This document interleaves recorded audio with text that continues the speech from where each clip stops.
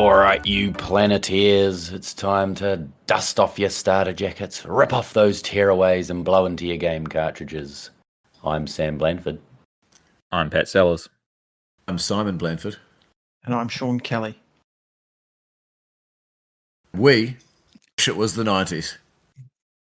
That's pretty good. That wasn't too long of a gap between Sean's name and we wish it was the 90s. That was pretty good. And on that note, we'll start as we mean to go on with the Captain Planet podcast. Many fond memories watching the show. We'll just go over the premise of the show for those who've forgotten, especially the first episode. I watched the first episode. I've allocated an episode each for everybody to watch. And I watched the first, which was A Hero for Earth. And the synopsis of this is Gaia, the spirit of the Earth, we all love Gaia, we know her well, is sleeping in her chamber on Hope Island when she is disturbed by a rumbling. Upon waking, she learns that the Earth is in serious danger due to overpopulation and pollution. She decides to summon 5 special young people from across the globe to fight for Earth. Kwame, Wheeler, Linka, Gi and Ma-T, and I'm only discovering this for the first time, Ma-T, Ma-T, this whole time it was Ma-T, are all summoned to Hope Island and given 5 rings. Their powers, as we know, are earth, fire, wind, water, and heart. Given little time to get used to their new surroundings and responsibilities, the Planeteers are sent on their first mission. Hoggish Greedley is illegally drilling for oil in the ocean, flooding the coastline with pollution. The Planeteers are forced to bond and test their new powers while fighting Greedley's operation. They also learn what happens when their powers combine. Captain Planet is summoned. So we're going to talk about our memories of the show. And let's go round table. Sean, start with you, please.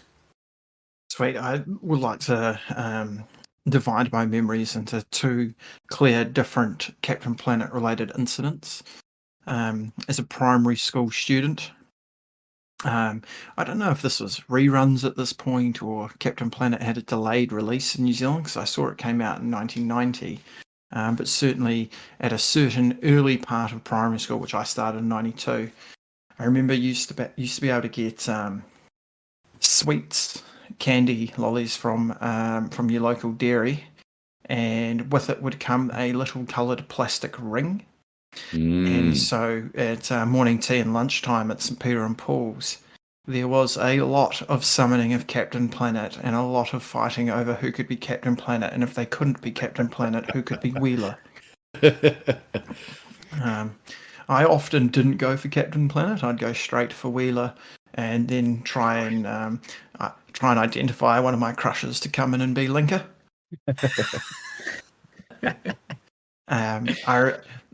Probably my memories of the show actually revolve around the episodes I watched for this.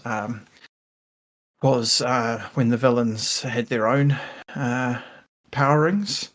The rings of destruction, they called them. That was sort of my greatest memory of the show. And just, I think I had I remember I don't know if it was post credits, but the end of the episode also had like a PSA, usually around eco-friendly behaviour. But the one I actually remembered was the one which was about AIDS and how you couldn't catch AIDS from drinking from the same water fountain of someone who has AIDS. That has stuck very, very firmly with me. Good message. Memory number 2 was when I was at high school and a class that I wasn't even in started calling a student Kwame. Looking back at that, might have been a little bit racist, but I wasn't in the room, so that's nothing on me. And then at morning tea during handball, because of what I then had of a beautiful head of red hair, I became and am still called to this day Wheeler, or sometimes Weller, which is due to a spelling mistake by Todd McSweeney. I believe that also came hot off the back of the heels around the same time where you were claiming to be not ginger but strawberry blonde. So there might have been a little bit of reinforcement with that name there. I decided I had to own the ginger hair to take the nickname. Never realised that you were being called Wheeler because I would only ever see it in Facebook posts where people would write WHELLAH, and I just couldn't actually figure out that meant Wheeler. That's because Wella. that was because Toddy spelt it Weller once on Facebook, and everyone just ran with it. Elephants never forget, eh? Pat. Yeah, my memories of this kind of similar to rewatch, and that it was just PC gone mad, really. No, it's a great show, but I couldn't remember a lot of the villains when I was trying to think about it. I was talking to my partner about how we're going to do a Captain Planet, and I was like, I can't remember who the villains are. And my episode had about 5 different ones, and as soon as I saw them, it was memories and nostalgia rushing back. But she also claimed that she was like, "Oh, who's the bad guy with a brain in their stomach?" And I was like, I don't know who the hell she's talking about. Is there a villain with a brain sloshing around in their stomach? It sounds like Krang from Teenage Mutant Ninja Turtles. That's what I'm thinking. So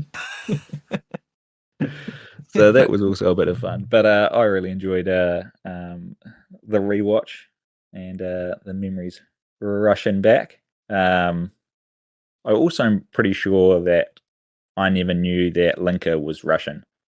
I feel like I thought she was like French or something when I was a kid.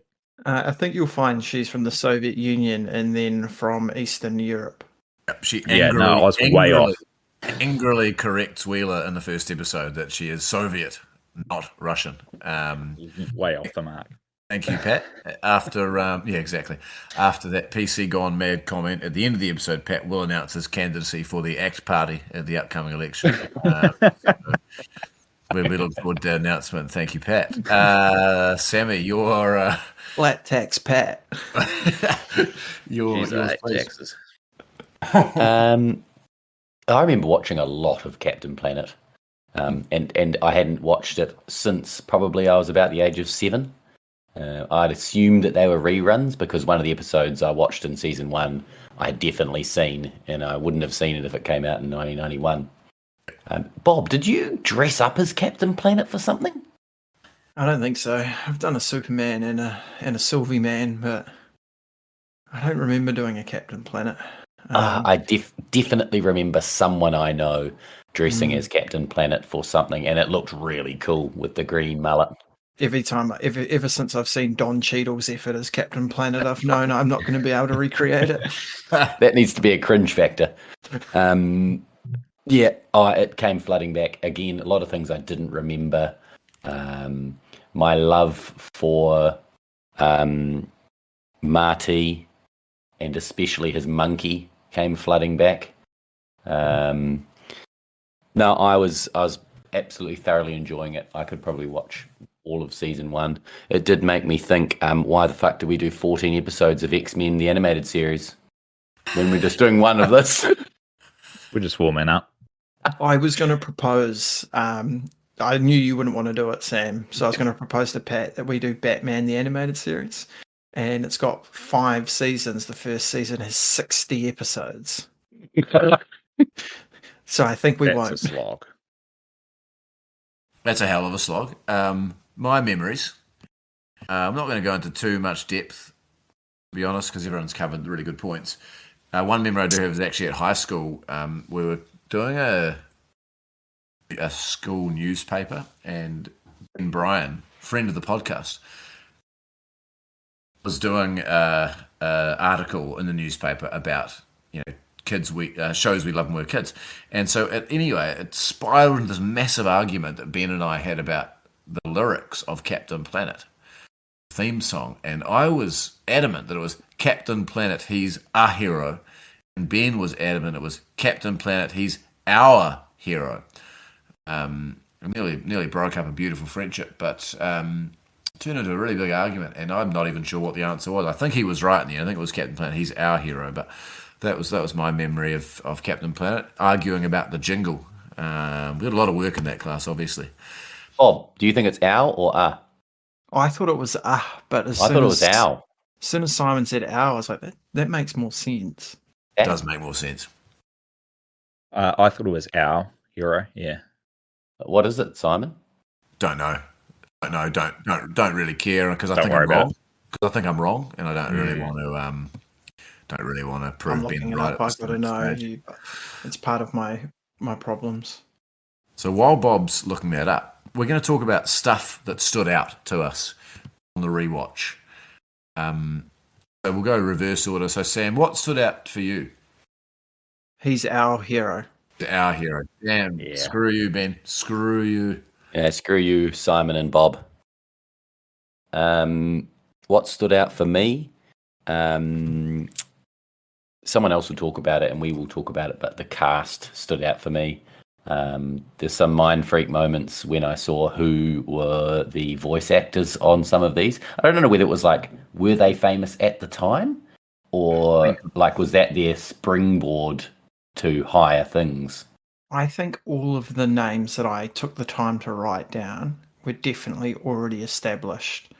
I mean, are we allowed to talk about the voice actors yet? Yeah. Let's dive into it right now. Martin Sheen was in Apocalypse Now. It's Huge, well before huge. this. Tim Curry. Meg Ryan's in there. Yeah, they all got pitched this basically as like trying to teach kids environmental responsibility. Yeah. So a lot of them jumped at it.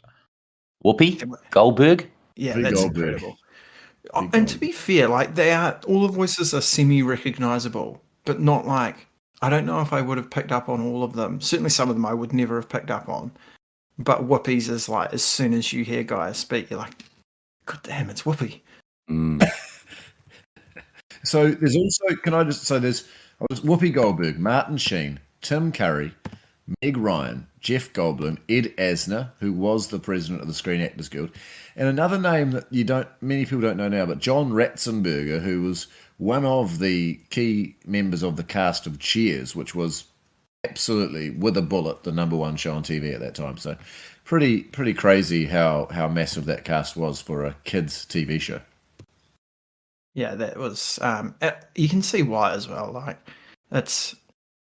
I mean, I don't know the background about why they all did it, but to make a kids show to have like this really positive message, especially about the environment. I mean, that's straight out of DiCaprio's book of taking 20 minutes at the Oscars.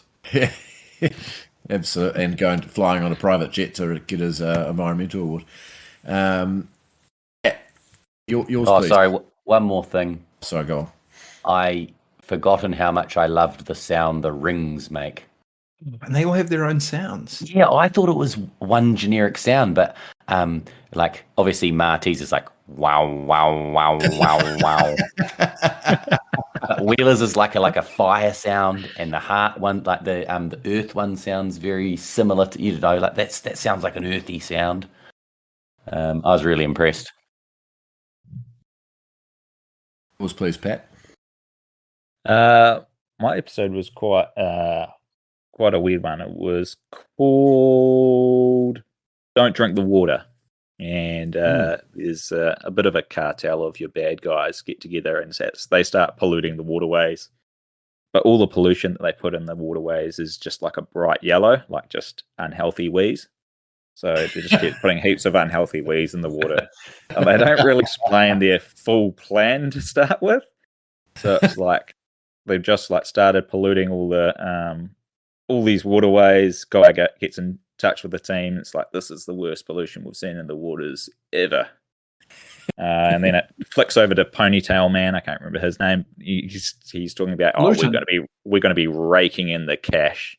But they still haven't like explained the whole plan. It's like they've just started polluting and they think they're going to eat cash. Like, that's not the only thing that BP does. Like, they do that, but they do other stuff to make money. And then about halfway, 3/4 of the way through the episode, they're selling bottled water.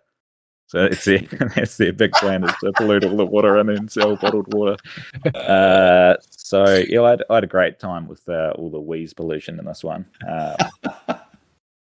What was everyone's PSA? My PSA was don't put toxins down the drain. Do you remember your PSA at the end? Oh, shit. Mine was something to do with nuclear waste, I believe. I can't remember. I did love that there was a PSA at the end. It's quite weird that yours was, because it's normally like something for you to do at home. Like, what do they want you to do at home with your nuclear waste? I can't Dispose of it correctly. I can't remember, but that was what the episode was mainly about. Yeah, right. I didn't pay attention to mine. I think I was like, it was playing in the background, but I was writing down notes. And that's why we're still in a fucking climate crisis. Exactly. That's exactly right. My guys had all the team had really cool yellow bikes in mine, but I don't remember those as a kid.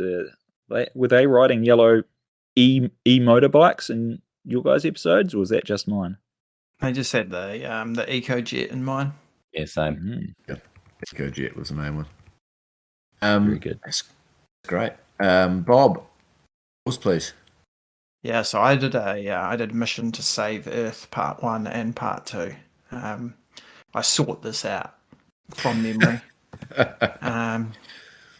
And I guess before I just go into my favourite bits, I had a couple of questions for you guys. Sure. So I didn't watch any other episodes, so I don't really remember. Would you say that Kwame is the field leader of the team? Did you get the impression he was making the calls out there? I think I only watched episode 1, and by that stage they're all just sort of getting their bearings. So I'm probably not the best one to comment on that one. They were all kind of just feeling each other out at that point. I feel like they're all scared of Linka. Yeah. I think she could be a sneaky leader. My one's got split up and a couple of them, separated and put in a cage. So it was kind of hard. They got kind of split off. So I'd have to watch a few more episodes, which maybe we'll do, and we might be able to answer that one. Come to a bit more of a feeling he was calling the shots a little bit, especially when he suggested that they fight back against Commander Clash with guerrilla tactics. Oh. Another question. So I didn't spend much time on Hope Island in my 2 episodes. Do the Planeteers live there? They didn't initially, but I think they might move there perhaps when they become full-time Planeteers. And with that in mind, and them being kids, would that constitute kidnapping? Look, it's impacted their education at the very least. How old are they supposed to be? Yeah, I was going to ask that. Yeah, no idea. I want to talk about that because that's a worrying thing to me. It's a worrying subplot, their ages. Very worrying. Because of how horny Wheeler is. Yes, absolutely.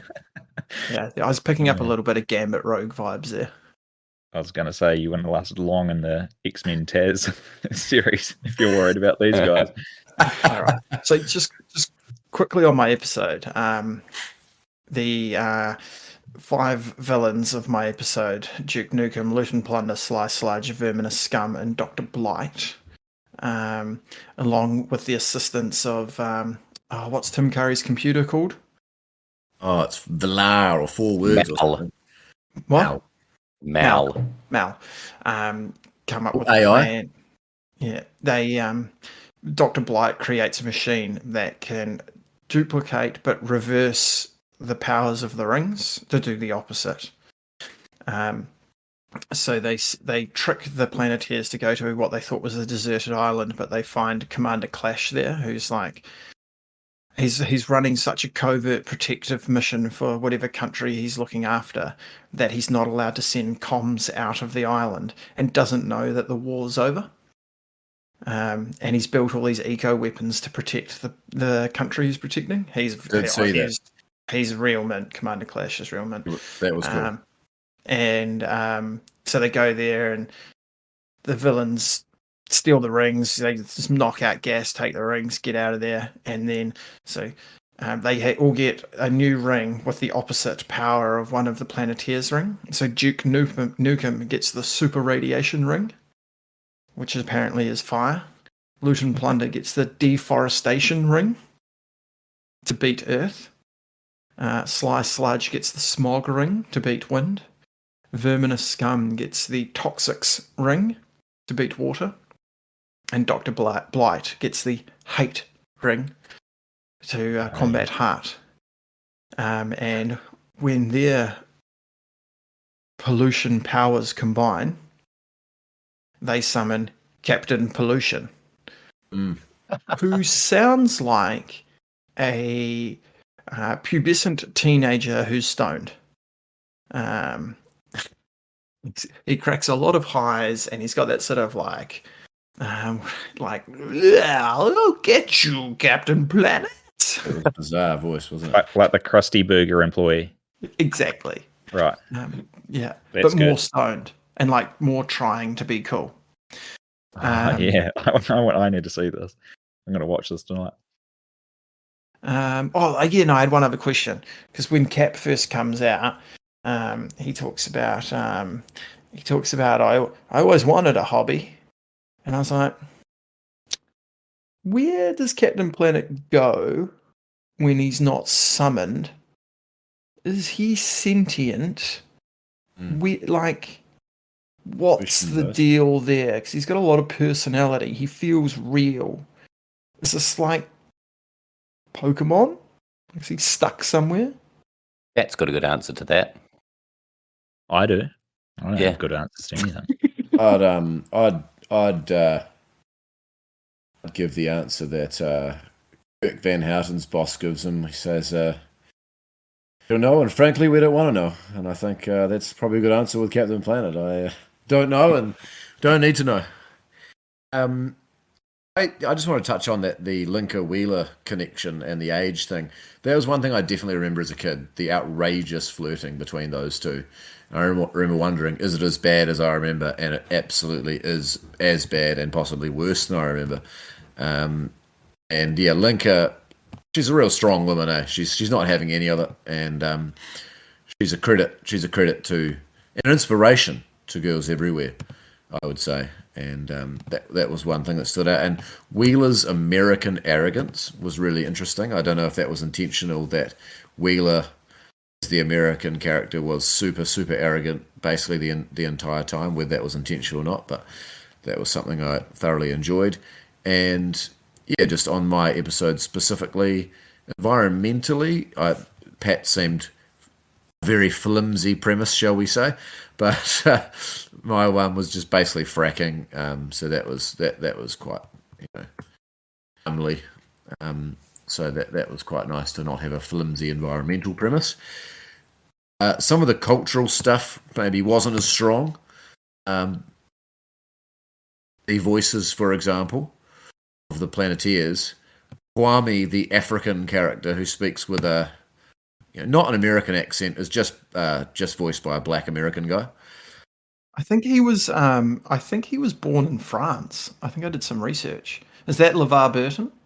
Born in West Germany. Oh, West Germany. That's it. Yeah. He wasn't. He wasn't brought up Africa. So that was a strange choice. Wheeler, voiced by Joey DiDidio, Puerto Rican Italian descent. That was fine. Linka, voiced by Kath Susie from Cleveland, Ohio. So that's an interesting choice there for the Soviet character. Her accent is a little bit on the nose. Yeah, Gi, is a Japanese American actress, but was born in Los Angeles, California. But she is fluent in Japanese, so we'll give them half a mark there. And Marty, voiced by Scott David Menville, who's just a bald white American dude. So that's the only gripe I have. Probably just hasn't aged that well. Just having Linka, Gi, Marty, and Kwame all voiced by Americans. I would just say on the cultural stuff, though, very progressive to have a Soviet Union member in the team. Sure. Yeah, absolutely. A real healing move. A real healing move there. And people put down, the end of the Soviet Union to the Hof, but I'm going to say it was Captain Planet. Who's the guy on X-Men? Omega Red. Yeah. Yeah. Get him involved. My eco villain was Hoggish Greedley, who was fantastic. And the best part about him, he has a great Muttley-esque sidekick who was basically just Muttley reincarnated. So I thoroughly enjoyed that. The planeteers were introduced according to their age, receiving their rings. Kwame was 17. Gi and Wheeler were 15. Linka was 14. And Marty was 12. Nice, good fact. That's Lends a bit of credence to Bob thinking that Kwame was probably the leader, being the oldest. And I don't feel so bad about the flirting with them being 15 and 14. Sure. Just talking about powers combining earlier, Bob, for both Captain Planet and his nemesis. 5 powers combining. Powers combining, you talk about the ultimate in superheroes. You talk about Accountants Plus, don't you? You do. You do, Simon. And what I know about Accountants Plus is they are really personal accountants, especially for those in the market looking for contract assistance. You got to have your personal liability and indemnity and all those things. Absolutely. You can't go out and get that on your own. You need an accountant to take care of that for you. Or if you're running your own business, you don't want to have to be dealing with the complicated nature of the things you have to do for that. You want an accountant who you can talk to. You certainly don't want to end up sitting online talking to a bot. You want a real person who understands your needs. So if that's what you need, talk to our friend Jace at Accountants Plus. Details will be linked in the show notes. Jace is no Mal. Oh no, and I've heard, speaking of Captain Planet, voted the most environmentally friendly accountancy company in the Southern Hemisphere 5 years running, is what I've heard. Oof. Not sure if that's true. Might have to fact check that, but I'm pretty sure that's true. So big shout out to our friends at Accountants Plus. I know they're not spending, they're not doing anything bad in the environment in terms of emissions, because Jace pretty much gets to work from home. Fantastic. That's what we like to hear. Moving on to our next segment, seamlessly, is our favourite and least favourite planeteer. So should we go with favourites first? Or do you want to go person by person? Can I just do a shout out to a couple of eco villains first? Yeah, absolutely. Please do. I've just got a couple that were in my episode were Meg Ryan voiced Dr. Blight, which Bob had talked about, Barbara Babs Blight, and she really suits the name Babs, if you know what I mean. Not, but I pretend that I do. Duke Nukem, who I don't think is an offshoot of the game Duke Nukem. But he had this orange mohawk. He looked like a thing from Fantastic Four. But he was wearing a Hawaiian shirt and swimming trunks. Very good. Which was odd. And in a separate episode I watched, the Jeff Goldblum voiced Verminous Scum, who I think was I would call him a cross between Master Splinter and Sub-Zero. That's fair. Look it up. It is a dead ringer. He was in my episode. It was actually because I had so many, he didn't get to do that much, and I was very interested in seeing a little bit more of what was under the mask. You don't see it, but episode 2 is mint. He's in it. The offsider of Greedley you're talking about, Simon, is that the little hillbilly guy that keeps going, yep. Yeah. That was quite good. Great, that sidekick. I love any Muttley-esque sidekick. Rigger, his name is. Rigger. What a unit. Sorry, I sidetracked us from our favourite planeteer. And it's good to revisit those famous names. Favourite and least favourite planeteer, please. I'm going to twist this one a little bit. I know that my favourite when I was a kid was Wheeler. Everyone wanted to be Wheeler. So I'll make him Absolutely. my favourite. And on rewatch, my least favourite planeteer is Wheeler. How times change. Yeah, no, he was annoying as fuck.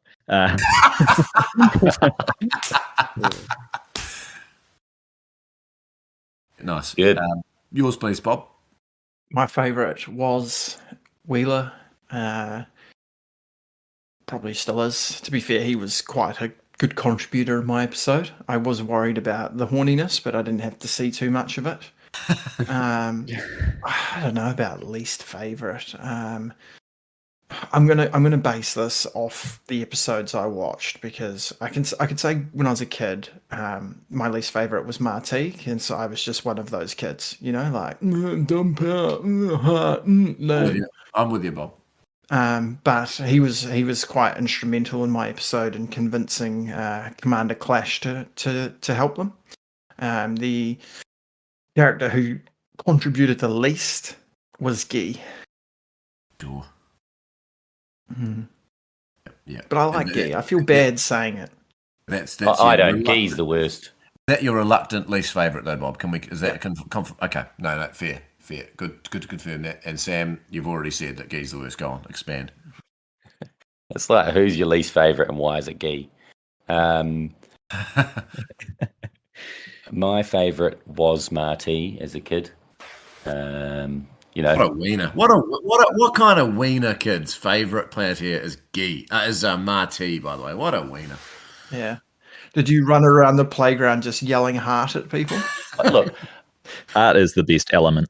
I will preface it by saying that I didn't want to be Marty when we played Captain Planet, but I just I was an underdog, and being a middle-class white kid, but I really like Ninka. On a rewatch. Sorry, Linka. I've got Ninka written down here. I really like Linka and Marty's monkey. Yeah, Marty was my least favourite as a kid and still is now. Pathetic. Wheeler was my second least favourite now. He was pretty terrible. But Marty, when you're on the playground, you want to be able to shoot pretend water at someone. You want to be able to wrap someone up in a hurricane, You don't want to just say heart. So that's followed through to me as an adult. And my favourite, just Kwame, strong, silent type, leader by example. So Kwame was my favourite. I really enjoyed him in the episodes I watched, especially when he suggested guerrilla warfare. Absolutely. So that's those are my favourites. Anything else to add before we get into the socials, the slacks? I've got a bit of Tracy trivia. Oh yes, I'm really looking forward to this. Sorry, before we spend 10 minutes on Tracy trivia, is Gaia because obviously in a New Zealand setting, Mother Earth is Papatuanuku. Is Gaia that equivalent? Because I know that a whole bunch of different cultures around the world would have something similar. Is that what Gaia is, or is Gaia like a spokesperson for Mother Earth? Gaia's like the Greek goddess of Earth or something. Yeah, that's right. Yeah, the personification of Earth, and which is many, as you said, many cultures have something similar. Yeah. So, isn't Gaia? Don't they reference Gaia in Final Fantasy VII? Yeah, but it's spelled differently. So is Aerith.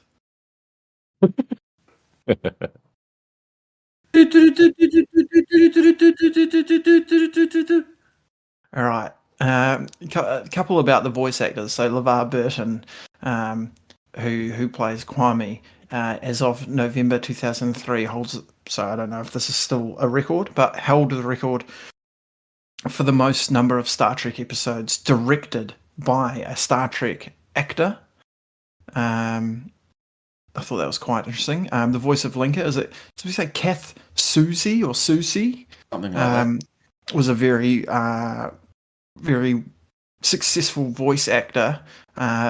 did lots of stuff on Futurama, but also voiced Lil and Phil from Rugrats. Oh, how good.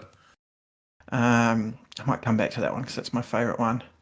So production of the show started prior to the fall of the Soviet Union. In the opening credits, as certainly in my episode, they said Linka is from the Soviet Union.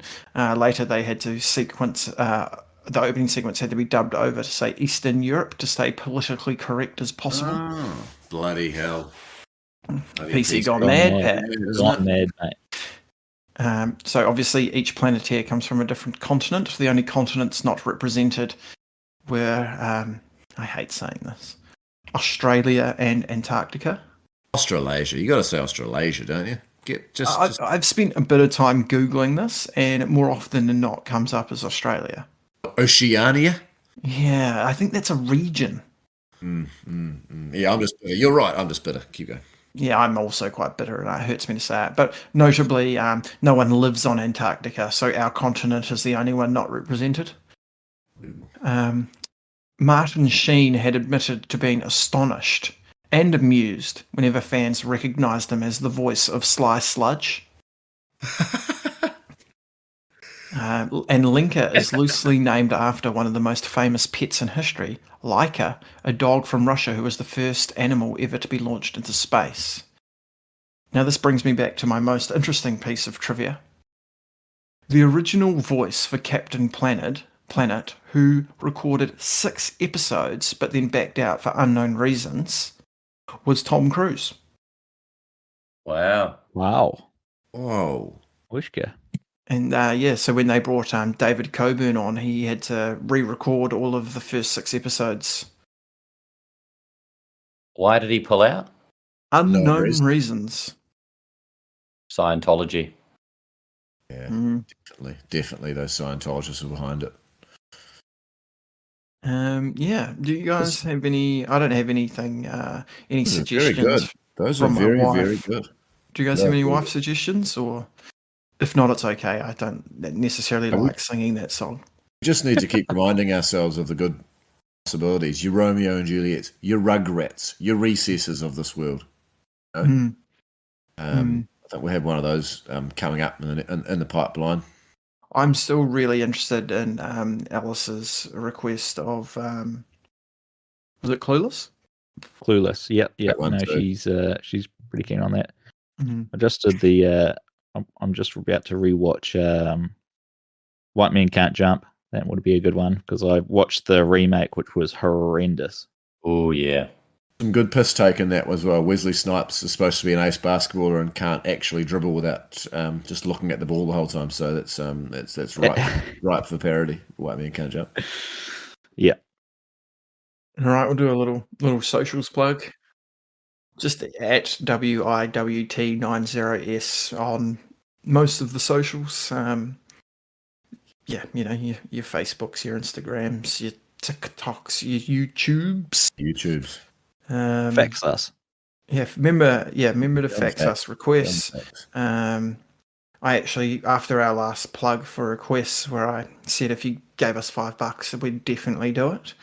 I had a request from Jace Toy for Tekken 3, but only Tekken 2 is available for download from the PlayStation Store. And I said, look, man, I'll do it. I made that promise. If you want to pay $5 for Tekken, I can only do Tekken 2. And he said, nah, not worth it. Tekken 2 sucks compared to Tekken 3. Man knows what he wants. It did come out in 1998. What's that? Tekken 3. Yeah, but how are you going to play it? We need like an emulator or something, unless someone's got a copy of it.